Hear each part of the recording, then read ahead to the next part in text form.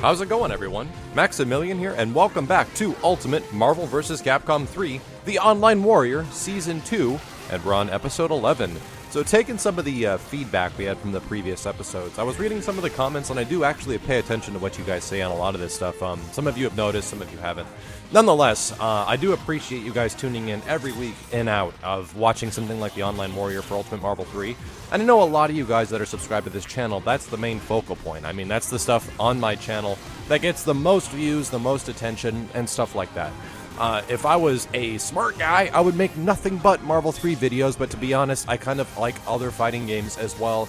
I'm producing content for other video games, so if you'll excuse me, I will keep making Ultimate Marvel 3 videos, absolutely, but there will be some other stuff here in between. Now, there were some folks mentioning from the previous episode of The Online Warrior for Ultimate Marvel that there hasn't been much of the series lately, that it's kind of just been match videos with commentary, and it's getting like a little stale to some.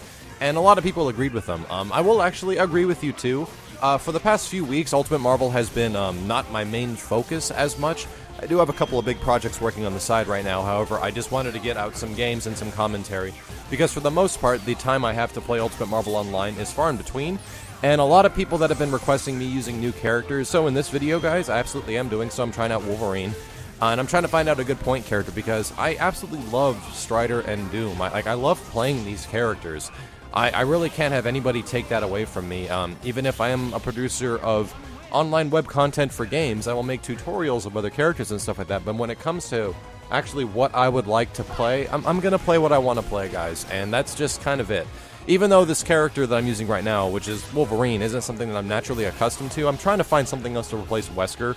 Wesker I'm not specifically attached to. I wouldn't mind finding another character like maybe Nova, or somebody powerful to go in the first slot that would take advantage of OTGs and things like that, but I'm still working on it. Nonetheless, I really enjoy playing this team, and I feel every time I go online I actually get better, and I learn more. And there's these little things, these little nuances of this little bit of team synergy that I never found before, and I really enjoy it. But a lot of you guys were also saying, besides like the character selection that I have, and Max always picks the same characters and I always win with Strider, well, yeah, that's kind of the point. If you don't snap in Strider, he wins. The other thing was that the series lost a couple of the things that happened before, like the individual match breakdowns of like the moment in between every single match. Some of the match footage that was sent in from players, I'll cover a couple of those. The individual moments I took out just for time reasons over the last few episodes. I can't actually input that back in, and we'll have a little bit of discussion after that. But when it came to user-submitted videos, one of the bigger challenges that came with user-submitted videos is that people weren't following the guidelines, and I wasn't getting that many submissions. There would be people that I would ask for, you know, a match where I can help you guys out and do like a breakdown of your match. And I wanted specifically people that were not doing well, that were having trouble, so I can ease you into understanding a little bit of what's happening. And I literally got nothing but submissions of people that were winning. And winning pretty well, and it was like, you guys know how to play the game. For the most part, I might do some match videos. If you guys want to send in more match videos, I actually encourage you to do so. Just like usual, make an Online Warrior submission. Say episode 11 somewhere in the title. And I'm thinking about maybe doing something with those matches if you guys do send something in. Make this an awesome match, whether it's win, whether it's lose. I think I'll just provide a little bit of commentary, whether or not win or lose, and I'll actually do some commentary on your guys' matches. I think that might actually be better than nothing, that of which is going on right now. But yeah, if you guys want to do that, please go ahead and do so, because that has been lacking over the past few weeks.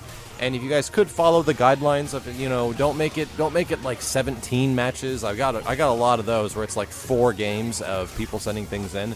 Just make it one, make it short, make it easy for me to process, so that I can go through, look for a good match, stuff like that. Because when you have a lot of people or not a lot of people sending things in, it can get pretty hard to find like good footage that I would like to put on the show. Nonetheless, getting into the other topic, which was going forward, what I wanted to talk to you guys about was what you want to see. Mostly the Online Warrior series, I felt, is fairly community driven. I try to like find players online that are doing crazy and awesome stuff that you don't usually see, because like I mentioned many times before, I wish I had the time to put into other characters and stuff like that to try to learn this crazy stuff. But to be honest, the amount of physical time I get to play Ultimate Marvel 3 every single week can be 3 hours, if not maybe 3 hours a month sometimes. So I'm writing like one evening's match footage for quite a long time. that of which can make it fairly difficult. However, I keep up on the news and the ongoings of Ultimate Marvel like it's the game I play all the time. However, I still keep up with the game. I still keep up with combos and stuff like that, and I still have a lot of fun playing it, even in an online environment.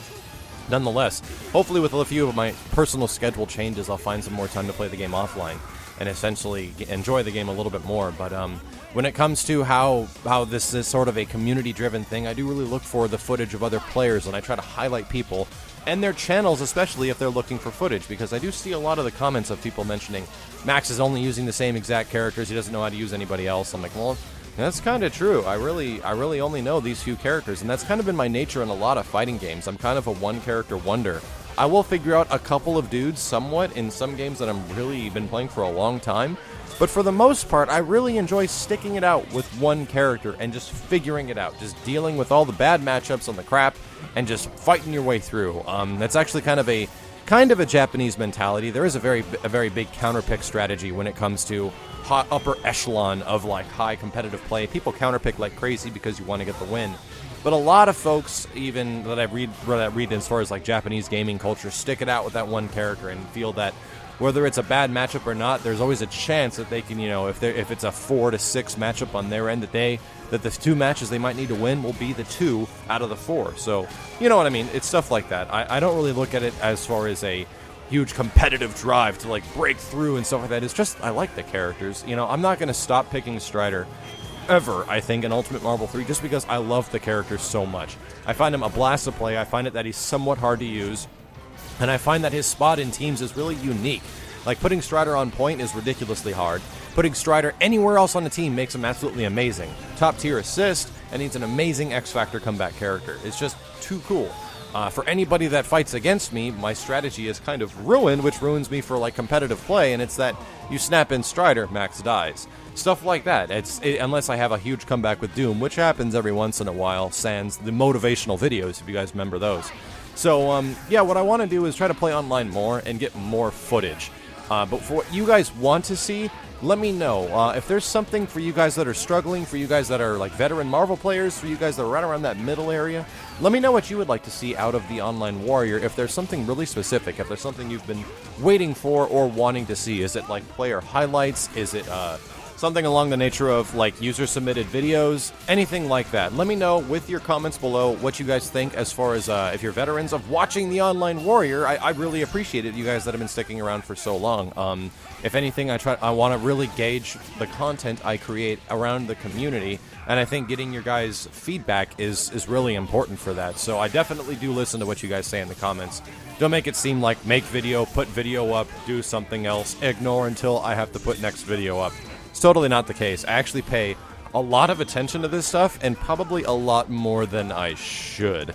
So much to the point, it's like when I finally go outside and, have a life and do things and go out and enjoy stuff, others outside of like video games and all that stuff, it's just like, man, I worry about that stuff so much. Like, I worry about that stuff way too much, about how good a video is doing, like, on YouTube, if people are going to like it, if people are going to get pissed off that I'm using the same characters. Like, I actually get a little nervous about that sometimes. But nonetheless, any of you guys that have been supportive, I really appreciate it. And every single time I see comments on videos or thumbs up or anything like that, that my community of a near 100,000 people that is following my channel is actually enjoying what I do, that makes it worth it every single day. And that's kind of what made it worth it when I very started the Online Warrior series.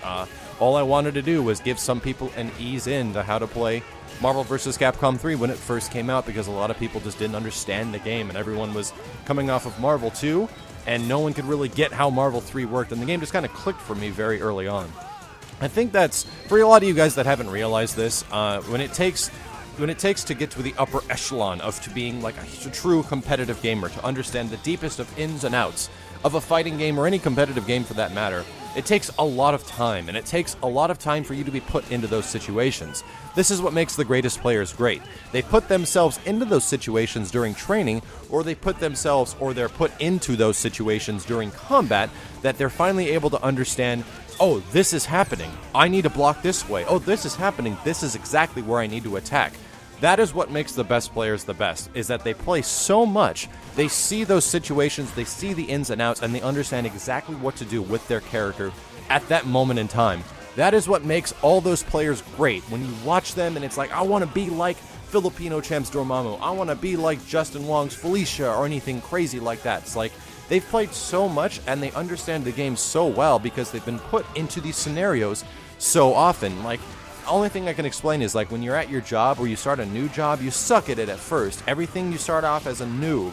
And then through the process, you get a little bit better, a little bit better. And next thing you know, you're fast as hell at whatever the hell you do. And you're ready for things. Not only are you ready to, look out for stuff, you know when things are going to happen based off the habits of people and the habits of how people play in a video game. This is kind of going into like, fighting game theory of how and why fighting games are very difficult to get into at like an upper echelon level, because it takes a lot of dedication and it takes a lot of time. But because of that reason, it makes it absolutely amazing. This is actually the same exact argument I gave my friends when Final Fantasy XI first came out. Shoutouts to anybody that played that game within the first year, because Final Fantasy XI was an MMORPG and the only MMORPG I ever really played, and that game was hard as balls, dude. It was so difficult when it first came out. I actually imported the Japanese copy and I played the game in Japanese for 6 months, and it was hard. And the game progressively became easier and easier and easier and easier and easier, and now it's a completely different game. Because of it, I think what a lot of myself and my friends enjoyed about it was the fact that it was so hard. It was really hard to get these things, and it was really difficult, and once you had it, the feeling of having it felt so good, and I think a fighting game is actually really similar. Once you have it, once you understand what to do in these situations, that's what feels so good, and I think that's what makes fighting games the best.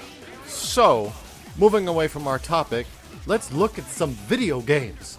So me dropping a Dr. Doom corner swag combo doesn't work out very well.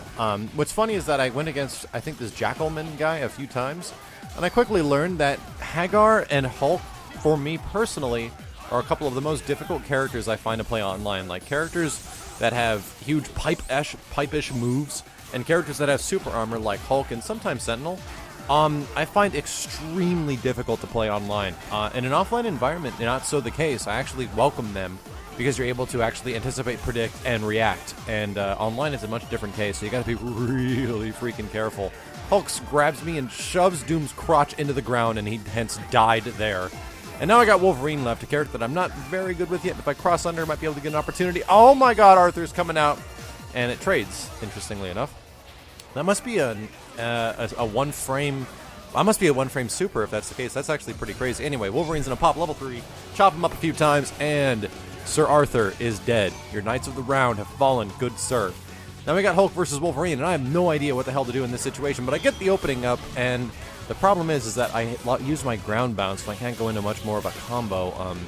Maybe a reset would have been a better choice, but here we go. Random charge, and that stuff will absolutely do it. That's the stuff that beats me online, is jumping heavies with Hulk and charges that come out really fast, and you're not prepared to block them. Gotta be careful with that stuff, dude. It blows me up a lot. So we're going up against a similar situation here. We got Hagar, and it's the exact same team, actually. I can't believe I missed that combo. There's just some weird stuff that happens against Hagar, especially. Anyway, trying to do my best to keep him away as much as possible, but got my happy birthday opportunity. And when you get a happy birthday opportunity, you can't use the OTG gunshot, like Wesker's gunshot, to pick the character up. You can't use it against two characters. It'll always pick the assist up. Get the teleport mix-up, and that should leave Hulk in a not alive state. Actually, it doesn't matter. I missed that freaking crouching medium to heavy that I always miss. But Strider comes in and gets a little bit of chip damage. In this situation, I actually would have wanted to bring in Strider, but it's okay, nonetheless. I find Arthur being a little bit cumbersome to fight with a lot of other characters unless you have a really good locking on teleport. He's getting some pretty decent combo damage right here, and I think with this OTG he goes into... I forget what that super is called because no one ever sees Arthur, but he gets his kill, and that's just about it. Doom comes in, flying in with a foot dive, and gonna get chopped up by some lances. Gonna get some magic bottles thrown at him, and he's gonna X-Factor this most likely and kill off Doom. Actually, no, he does not get the follow-up, leaving Doom alive, except when he gets blasted with a little bit of projectiles. But now Strider's got a big problem because if I get caught in a lance loop, that would absolutely be it. Get a quick wall bounce combo, and if I finish this up, yes, I can go into Ragnarok, and that'll absolutely finish the game. So with the few topics we had at hand, if you guys enjoyed a little bit of the commentary, like I said, I really appreciate a thumbs up or a comment below, and some feedback to a few of the things we were talking about for the future of the Online Warrior series. My name is Maximilian. Thank you guys very much for watching, and I'll see you next week.